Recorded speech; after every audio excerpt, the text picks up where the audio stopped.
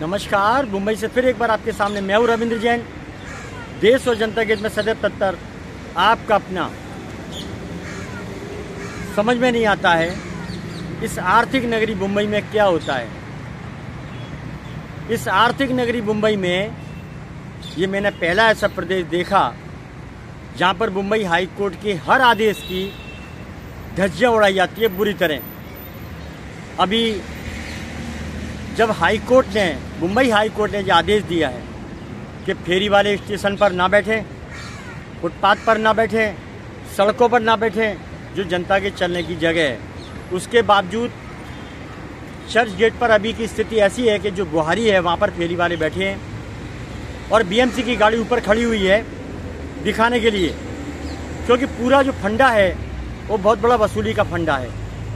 ये वसूली इतनी बड़ी है कि एक दिन में करोड़ों रुपए की वसूली होती है और ये वसूली नीचे से ऊपर तक कहाँ जाती है ये जांच का विषय है, क्योंकि इसमें ज़्यादातर सभी शामिल हैं। शासन प्रशासन के वो लोग शामिल हैं जिन्हें बुलबुल नचाना है। बार बोतल और बुलबुल का जो प्लानिंग करते हैं वो इस तरह का धंधा करते हैं और राष्ट्र से गद्दारी करते हैं।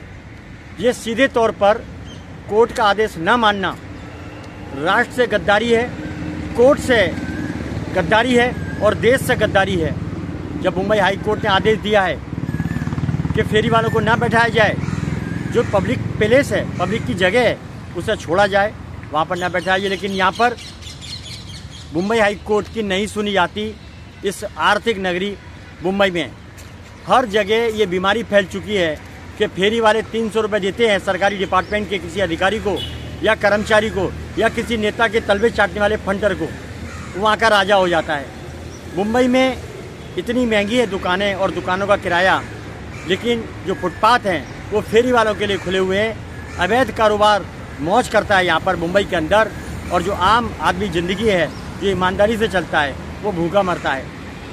ये सिस्टम ये कब सुधरेगा? ये सड़ा हुआ सिस्टम, ये वसूली का सिस्टम कब बंद होगा? महाराष्ट्र के मुंबई शहर से जो आर्थिक नगरी बोला जाता है, माया नगरी बोला जाता है, हॉलीवुड बॉलीवुड बोला जाता है, लेकिन यहाँ पर जितने करप्शन होते हैं शायद उतने करप्शन बड़े बड़े नहीं होते हैं कहीं भी। सबसे बड़ा एक अड्डा बन चुका है मुंबई, फेरी वालों का अड्डा, पानी टैंकर माफियाओं का अड्डा, वसूलीबाजों का अड्डा और कई प्रकार के बहुत सारे शेयर टैक्सी वाले हैं उनका अड्डा। लेकिन यहाँ पर सब गलत चलता है। एक फर्जी वाले का अड्डा बन चुका है ये मुंबई। इस मुंबई का नाम खराब करने में, इसको फर्जी वाले का अड्डा बनाने में, वसूली का अड्डा बनाने में, गलत कामों का अड्डा बनाने में शासन प्रशासन में बैठे हुए लोग हैं जो चंद वसूली में बोतल, बार और बुलबुल के लिए काम करते हैं और अपनी ईमान, धर्म को, अपनी वर्दी को खुलेआम अपने पद का सौदा करते हैं। ये देश से गद्दारी है, लेकिन करेगा कौन? कौन इनके ऊपर कानून लागू? खुलेआम दिखता है, सबको दिखता है। फेरी वालों का इतना गंदा माहौल हो चुका है, गंदी गली में बैठ के खिला रहे हैं लोगों को। क्या खिला रहे हैं? कुछ नहीं। और बीएमसी अपनी ताल ठोकती है, हम काम कर रहे हैं। ये सब मिले हुए हैं। मैं देवेंद्र फडणवीस से विनती करना चाहता हूँ और मुंबई हाई कोर्ट से विनती करना चाहता हूँ, यहाँ पर किसी की ना सुनी जाए। आप किसी का भरोसा ना करें। या बीएमसी में बैठे कर्मचारी अधिकारी और शासन प्रशासन में बैठे हुए कर्मचारी और अधिकारी, ये सब मिले हुए हैं और इसमें सत्ता के कुछ लोग मिले हुए हैं जो बुलबुल नचाने का शौक़ रखते हैं। इसीलिए नाच मेरी बुलबुल तुझे पैसा मिलेगा, इसी बुलबुल के तरीके ने इनको वसूलीबाज बना दिया है। अगर ये सत्ता पर बैठकर देश नहीं संभाल सकते तो उतरो।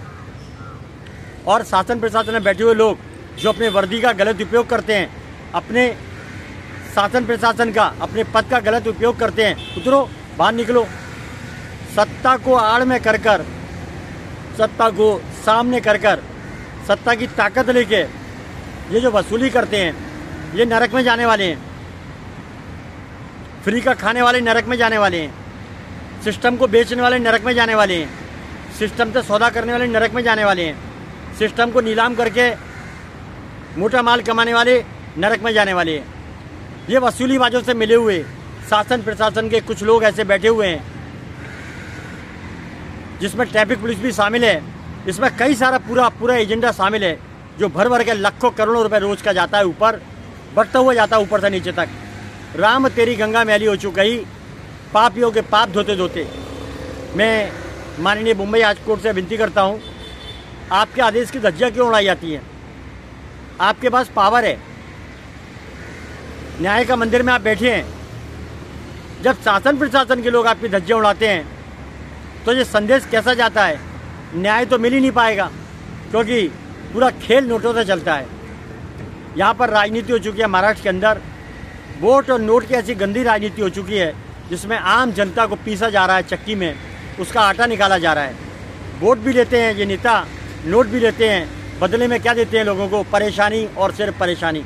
जिधर भी जाओ फुटपाथ पर कब्जे मिलेंगे। बीएसटी की बसों को निकलने नहीं देते शेयर टैक्सी वाले। पानी टैंकर माफियाओं ने मुंबई की सुंदरता खराब कर दी है और फेरी वालों ने मुंबई का पूरा ढर्रा बिगाड़ दिया है। चंद 300 रुपये में शासन प्रशासन के लोगों को खुली चुनौती देते हैं कि ये तो हमसे टुकड़े लेके जाते हैं, ना हमारा कोर्ट कुछ बिगाड़ सकती, ना हमारा शासन प्रशासन कुछ बिगाड़ सकता। इतनी हिम्मत तो फेरी वाला कर सकता है, तो उसका करने का नतीजा ये है कि उसने खरीद लिया है। फेरी वालों ने फेरी वाले ने करोड़ों रुपए की ज़मीन को खरीद लिया। 300 रुपये दे के शासन प्रशासन में बैठे हुए एक अधिकारी को, कर्मचारी को जो 300 रुपये देता है, उसने सबको अपने अंडर में कर लिया और खुलेआम धज्जियाँ उड़ाता है। मुंबई हाई कोर्ट के आदेश की, मुंबई हाई कोर्ट की मर्यादा की, कानून की ये हाल है मुंबई का। मैं विनती करता हूँ मुंबई के देवेंद्र फडणवीस से, महाराष्ट्र के सीएम देवेंद्र फडणवीस से, आप कब जागेंगे?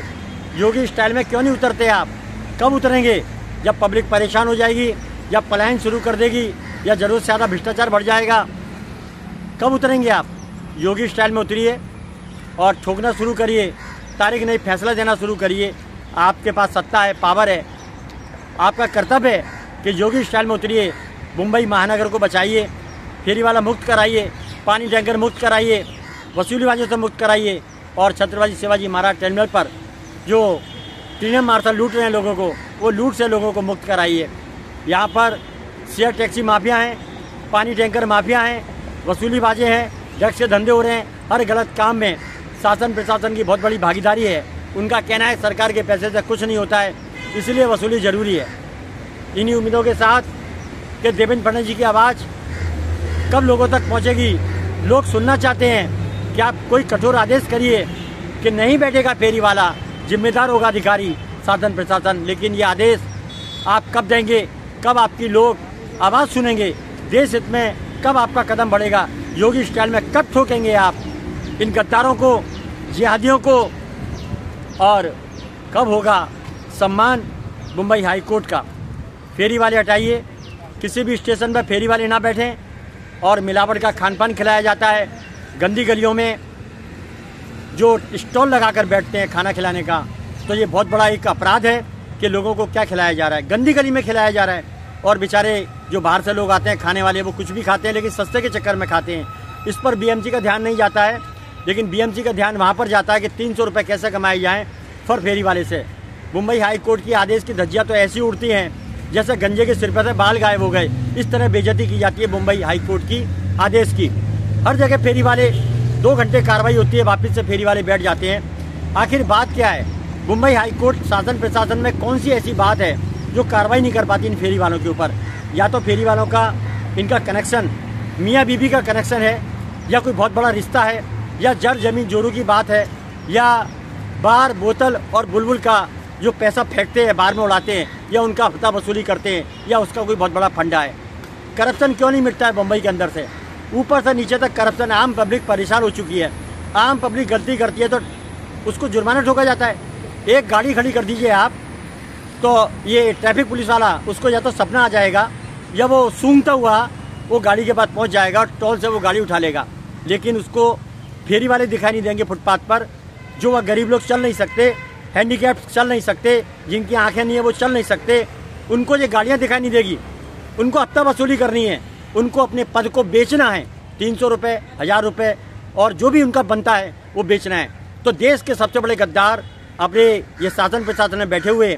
तो माननीय कोर्ट से विनती करता हूँ, आखिर पब्लिक कहाँ आवाज़ उठाएगी? आपकी कोर्ट में कोई पिटीशन फाइल करता है तो उसे थैले भर भर के तारीखें मिलती हैं, तारीख पे तारीख, तारीख पे तारीख, तारीख पे तारीख। इतनी तारीखें मिलती हैं कि उसके सर के बाल गायब हो जाते हैं, उसका घर बिक जाता है, उसकी संपत्ति बिक जाती है, वो अपने परिवार से बिछुड़ जाता है और आखिर में तारीख का फैसला कब आता है, जब वो आराम करता है, हॉस्पिटल में पड़ा हुआ, ऊपर इंतजार करता है भगवान का। जवानी में केस दर्ज हुआ, बुढ़ापे में फैसला आता है। ऐसे मुंबई हाई कोर्ट के, सुप्रीम कोर्ट के आदेशों का, ऐसी तारीखों से आम जनता का क्या फ़ायदा। यहाँ पर फैसला उनका होता है जिनके पास हराम का भरा हुआ पैसा होता है। गरीब आदमी का कोई सुनवाई नहीं होती, उनको तारीख पर तारीख मिलती है, सिर्फ तारीख। और जो गुंडे, बदमाश, मवाली, लूट करने वाले नेता हैं, जो शासन प्रशासन में बैठे हुए लुटेरे हैं, उनके पास तो पैसा है हराम का, उनकी तारीखें तुरंत बदल जाती है और तुरंत फैसला आता है। ऐसे न्याय से क्या मतलब। राजा तो वो होता है जो जनता का ध्यान रखे।